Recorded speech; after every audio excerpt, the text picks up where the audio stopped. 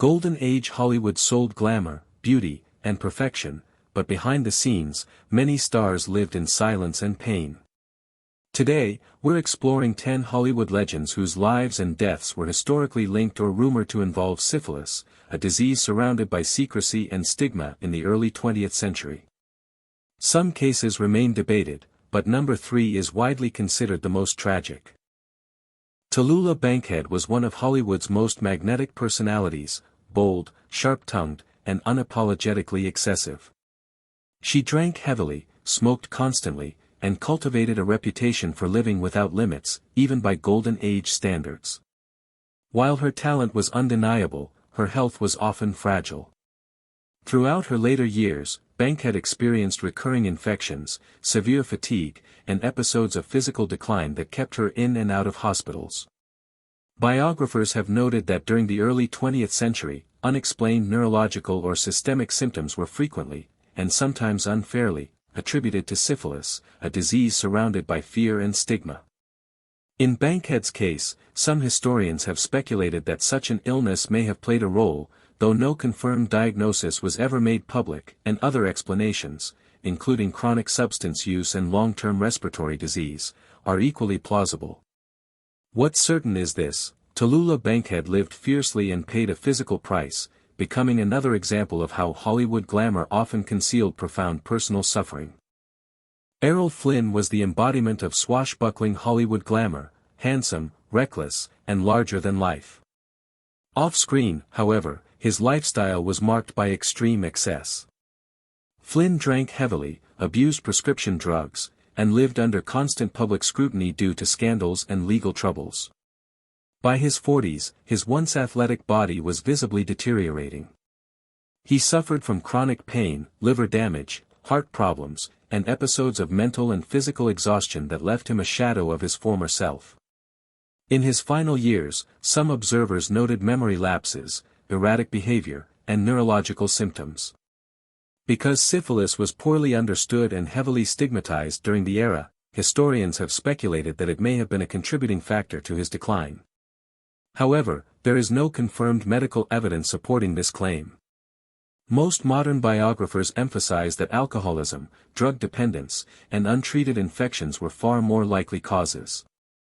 Flynn died at just 50, a tragic reminder of how Hollywood excess often consumed its brightest stars. Clara Bow, famously known as the It Girl, was the defining sex symbol of the silent film era. Her energy, charm, and natural screen presence made her one of the most beloved stars of the 1920s. Yet behind her meteoric success was a life marked by intense pressure, trauma, and emotional instability. Raised in poverty and exposed to hardship at a young age, Bow struggled with anxiety and insecurity even at the height of her fame. As her career progressed, she experienced severe mental exhaustion, breakdowns, and periods of hospitalization. In an era with limited understanding of mental health, such symptoms were often sensationalized or misattributed. Rumors circulated that syphilis, frequently blamed for unexplained psychological issues at the time, may have been involved, though no credible medical evidence supports this claim. Modern historians largely attribute her struggles to burnout, depression, and the crushing demands of Hollywood. Clara Bow ultimately withdrew from the spotlight, becoming a powerful example of how fame could overwhelm even the brightest stars of early Hollywood. Jeanne Eagles was one of the most electrifying actresses of her time, celebrated for her raw emotional intensity on both Broadway and the early Hollywood screen. Unlike many stars of the era, her performances were deeply psychological, often mirroring the turmoil in her own life.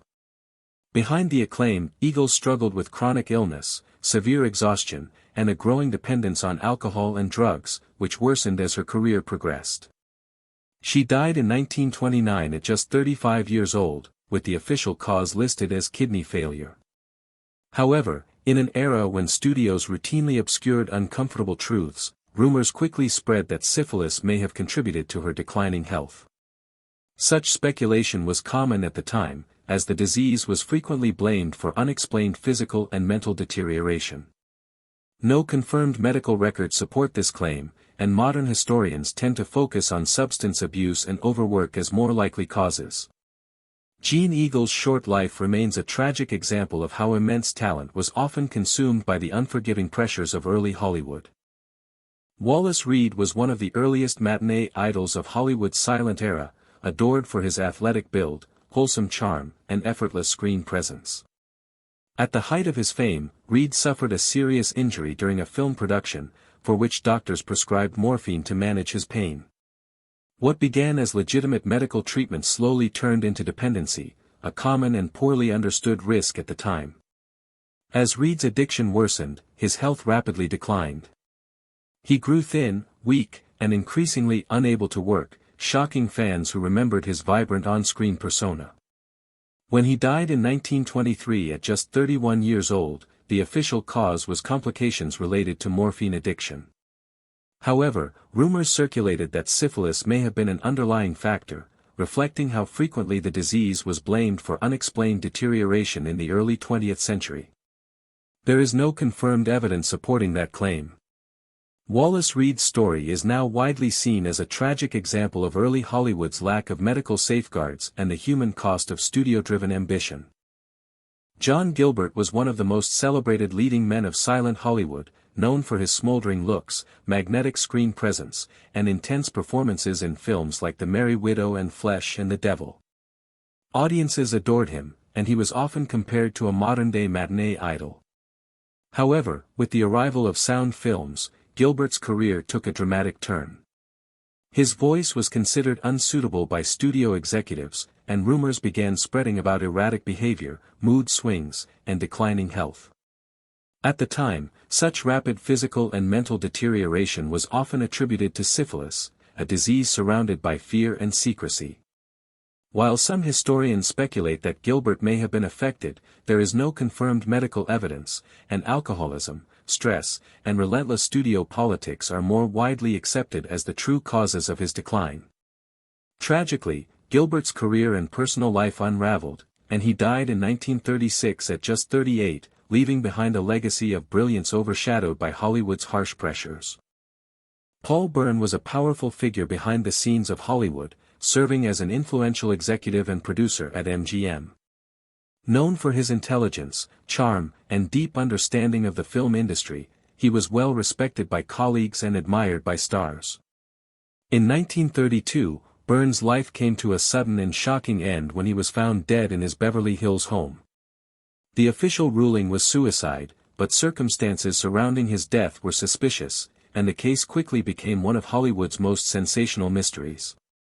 Over the years, rumors circulated that Bern may have been suffering from neurosyphilis, a late-stage manifestation of syphilis that could affect mood, judgment, and behavior. While there is no definitive evidence supporting this claim, such speculation fueled tabloid stories and contributed to the mythos surrounding his life and death.